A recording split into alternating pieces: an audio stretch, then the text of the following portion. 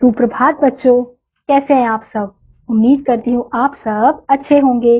तो बच्चों, आज की कक्षा में हम पढ़ने वाले हैं अध्याय नंबर 10, जिसका शीर्षक है पुत्र का साहस।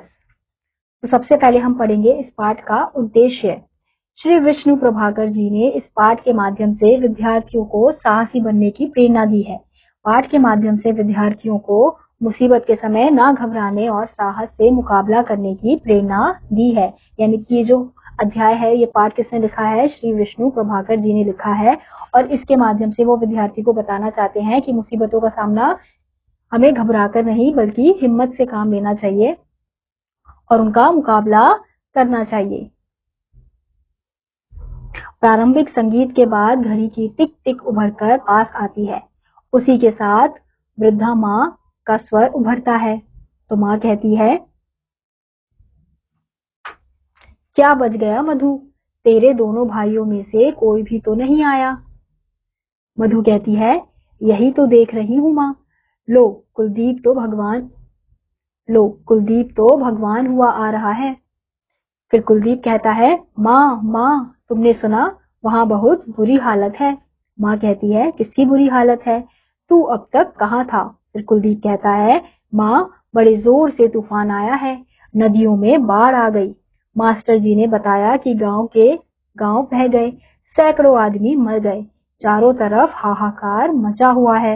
वे कहते हैं हम लोगों को उनकी मदद करनी चाहिए। तो हम देखते हैं कि एक परिवार है जिसमें एक माँ है, एक बच्ची है और 2 भाई है।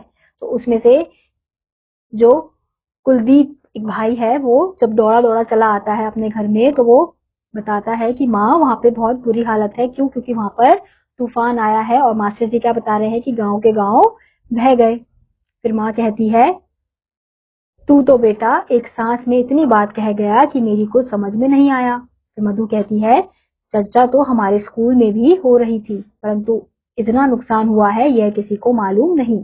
फिर कुलदीप कहता है, अभी तो और भी नुकसान होने वाला है, इसलिए यह हुक्म हुआ है कि जो कुछ भी कर सके तुरंत करें। पैसे वाले पैसा दें, जिनके पास अनाज है वह अनाज दे, कपड़े हैं तो कपड़े दे, और जो नौजवान है वे लोगों को बचाने का काम करे। यानी कि कहीं पे बाढ़ आई है, सुनामी आई है, जिसकी वजह से गांव के गांव बह रहे हैं। तो कुलदीप कह रहा है कि अभी तो और ज्यादा नुकसान होने वाला है, तो इसलिए कहा गया है कि जितनी हो सके लोगों की मदद करे। जिसके पास पैसा है वो पैसा दे, जिसके पास अनाज है वो अनाज दे, और जो लोग नौजवान है यानी कि जो जवान है वो दूसरों की मदद करे, उन्हें बचाने के लिए जाएं। तो ये आपस में इनकी बातचीत हो रही है। फिर माँ कहती है, हाँ यह तो होना ही चाहिए। तो बता ये चीजें कहाँ भेजनी होंगी? फिर कुलदीप कहता है, वह तो लेने वाले यहीं आ जाएंगे, लेकिन मैं जा रहा हूँ। दोनों एक साथ कहाँ जा रहा है? कुलदीप कहता है, लोगों को बचाने। फिर माँ हंसकर, रहने दे बेटा, तेरे विचार बहुत अच्छे हैं, लेकिन तू इतना छोटा है कि वे लोग तुझे ही बचाने की परेशानी में पड़ जाएंगे। तो हम देखते हैं कि कुलदीप जो है वो लोगों को बचाने के लिए जा रहा है, लेकिन उसकी माँ यही कह रही है कि तू अभी इतना छोटा है, तू मत जा, वरना लोग वहां तुझे ही बचाने के लिए परेशान हो जाएंगे। फिर मधु कहती है, काम तो यहाँ ही बहुत है, घर घर जाकर चंदा इकट्ठा कर सकते हो। फिर कुलदीप कहता है, वह तुम करना, मैं मर्द हूँ और मर्द घर में नहीं बैठा करते। फिर माँ कहती है, अच्छा पहले तू खाना खा ले, और हाँ संदीप कहाँ है? फिर मधु कहती है, माँ मुझे तो लगता है भैया लोगों को बचाने के लिए चले गए हैं।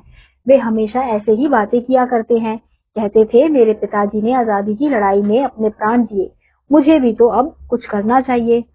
एक युवक वहां आता है। फिर हम देखते हैं कि ये लोग आपस में वार्तालाप कर ही रहे होते हैं कि वहां पे कौन आता है? एक युवक आता है। फिर युवक कहता है, शायद संदीप का घर यही है ना?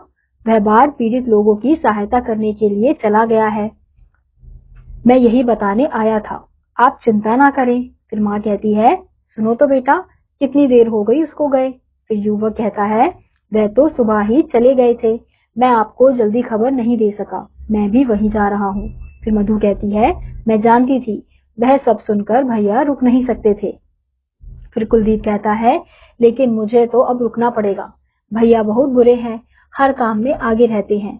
फिर माँ हंसकर कहती है, वह बड़ा जो है उसके पिता कभी जिंदगी भर चैन से नहीं बैठे, वह भी नहीं बैठेगा। फिर मधु कहती है, अच्छा ही है, पिताजी का काम कोई तो करे। आओ हम भगवान से प्रार्थना करें कि वे उन्हें सकुशल रखें। फिर माँ कहती है, जैसे ध्यान मग्न हो गई हो, हे भगवान, यह सब क्या हो रहा है? क्यों हमें दुख सहने पड़ रहे हैं? कितना बलिदान चाहता है? हे प्रभु, तू मेरे बच्चे की रक्षा कर, वह खूब सेवा करे परंतु सकुशल घर लौट आए। फिर कुलदीप कहता है, यह सब तो ठीक है माँ, अब कुछ करना भी तो चाहिए। तुम दोनों घर घर जाकर अनाज और धन इकट्ठा करो, मैं कैंप में जाकर वॉलंटियर का काम करता हूँ। मैं जाऊँ ना माँ? फिर माँ कहती है, जा, लेकिन एक बात ध्यान रखना, नदी के पास मत जाना।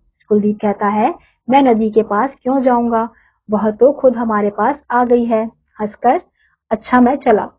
फिर माँ कहती है, लेकिन खाना तो खाता जा। फिर कुलदीप कहता है, नहीं नहीं, देर हो जाएगी, वहीं कुछ खा लूंगा।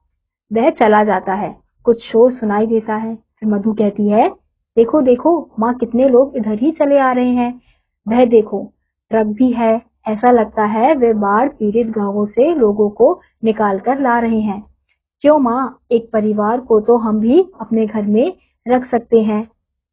फिर माँ कहती है, क्या ही अच्छा हो, यदि सभी ऐसा कर सके फिर तो बहुत सी समस्याएं यूं ही खत्म हो जाएंगी। मुझे खुशी है कि मेरे दोनों बेटे सेवा कार्य में लग गए, भगवान उनकी रक्षा करे। फिर मधु कहती है, जो दूसरों की रक्षा करते हैं भगवान उनकी रक्षा करते हैं।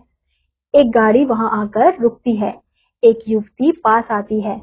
फिर युवती कहती है, क्या संदीप जी का मकान यही है? फिर मधु कहती है, जी हाँ। फिर माँ, एकदम, क्या बात है बेटी, संदीप कहाँ है, कैसा है? फिर युवती कहती है, आप शायद उनकी माँ है, चिंता ना कीजिए, कोई विशेष बात नहीं है। मधु कहती है, लेकिन आप हैं कौन? फिर युवती कहती है, मैं सेवा दल की सदस्य हूँ, बाहर मेरे और भी साथी खड़े हैं। हम सब लोग बाढ़ पीड़ितों की सहायता के लिए आए हैं। संदीप जी ने वहाँ बहुत काम किया, प्राणों की चिंता किए बिना सैकड़ों लोगों को बचाया। उनका साहस देखकर सभी लोग दंग रह गए। उन्होंने जरा भी आराम नहीं किया। लेकिन अचानक, दोनों एक साथ, अचानक क्या हुआ? बोलती क्यों नहीं, जल्दी बताओ क्या हुआ? फिर युवती कहती है, अब घबराइए नहीं, लोगों को बचाते बचाते उनकी नाव उलट गई, परंतु उन्हें तो तैरना आता था। उन्होंने वहां भी लोगों की मदद की। जब सब लोगों को दूसरी नाव में चढ़ा नहीं लिया गया तब तक वे नहीं चढ़े, लेकिन जैसे ही चढ़ने लगे सहसा पानी का एक जोरदार रेला आया और वह बह गए। माँ चीख कर, हाय राम! फिर युवती कहती है, नहीं नहीं, परेशान ना होइए, दूसरे लोगों ने उन्हें बचा लिया। कठिन परिश्रम के कारण वे बेहोश हो गए हैं। मेरे साथ आइए, उन्हें अंदर ले आएं। दवा दे दी है, जल्द ही उन्हें होश आ जाएगा। फिर मधु कहती है, चलो चलो, तेजी से बाहर जाते हैं, फिर अंदर आते हैं। फिर युवती कहती है, हाँ ऐसे, इन्हें यहाँ लिटा दीजिए। डॉक्टर ने इंजेक्शन लगा दिया है, आपका बेटा बहुत बहादुर है, देखिए उन्हें होश आ रहा है।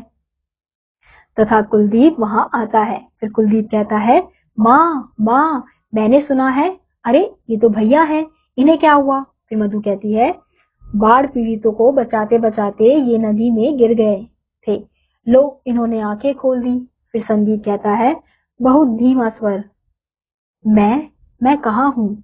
फिर युवक कहता है, तुम अपने घर में हो, ये तुम्हारी माँ है, बहन है, भाई है। फिर संदीप कहता है, मुझे तो इतना याद है कि जैसे मैं अथाह जल में डूब रहा हूँ और फिर कोई अंतरिक्ष में से आकर मुझे बचा रहा है, वे शायद तुम थे। फिर युवक कहता है, संदीप बाबू, आप बोलिए नहीं, आज आराम कीजिए, अभी आपको बहुत काम करना है।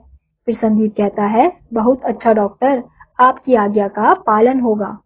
सब हंसते हैं। फिर युवती कहती है, अच्छा अब हमें आज्ञा दीजिए। फिर माँ कहती है, ऐसे नहीं, चाय बन रही है, पीकर जाओ। फिर युवक कहता है, माँ हमें तो जाने ही दीजिए। कुलदीप कहता है, समझ लीजिए भैया को अभी होश नहीं आया, 5 मिनट और लगेंगे। सब हंसते हैं। फिर युवक कहता है, अच्छी बात है, 5 मिनट और रुकेंगे। फिर कुलदीप कहता है, तो बस लो, चाय भी आ गई। हंसी और समाप्ति सूचक संगीत। तो हमने बच्चों इस अध्याय में देखा कि किस प्रकार से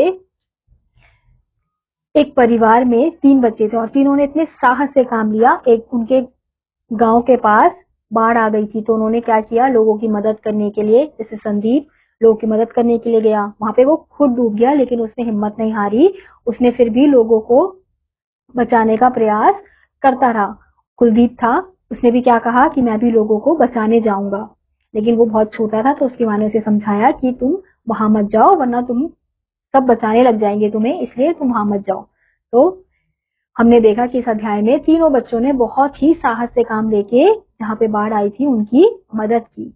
तो बच्चों इसी तरह से आपको भी मुसीबत के समय डरना नहीं है, आपको मदद करनी है। आपको ये देखना है कि आप कितनी किसकी मदद कर सकते हैं। अगर आप डर जाएंगे, घबरा जाएंगे तो आप मदद करने से पीछे हट जाएंगे। तो ऐसे आपको हिम्मत से काम लेना है। तो इस अध्याय के माध्यम से आपको यही समझाने का प्रयास किया गया है।